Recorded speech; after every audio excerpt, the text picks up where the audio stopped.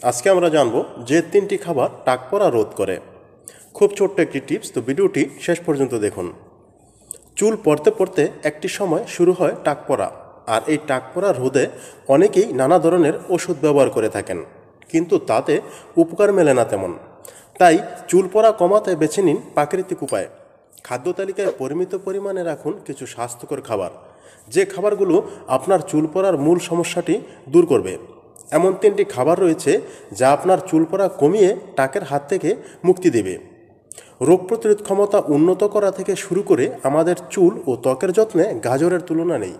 গাজরে রয়েছে প্রচুর পরিমাণে বিটা ক্যারোটিন এবং ভিটামিন এ।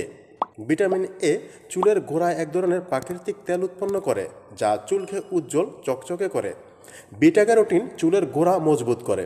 সুতরাং প্রতিদিন খাদ্য তালিকায় গাজর রাখলে চুল পড়া অনেকটাই নিয়ন্ত্রণ করা যাবে। মাছ খেতে একদমই পছন্দ করেন না, এটিও হতে পারে আপনার চুল পড়ার কারণ। বিশেষ করে সামুদ্রিক মাছ চুল পড়া রোধের সবচেয়ে কার্যকর খাদ্য। যেসব মাছে ওমেগা 3 ফ্যাটি অ্যাসিড রয়েছে সেসব মাছ রাখুন খাদ্য তালিকায়।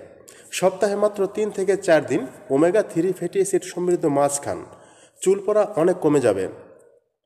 পাতা জাতীয় শাকসবজি যেমন পালং শাক, বাঁধাকপি, ব্রকলি ইত্যাদি, যা ভিটামিন, মিনারেলস, খনিজ এবং অ্যান্টিঅক্সিডেন্টের সবচেয়ে ভালো উৎস, এগুলো প্রতিদিনের খাদ্য তালিকায় রাখুন। এসব সবুজ শাকসবজি চুলের গোড়া মজবুত করতে সহায়তা করে। প্রতিদিন পরিমিত পরিমাণে সবুজ শাকসবজি রাখুন খাদ্য তালিকায়।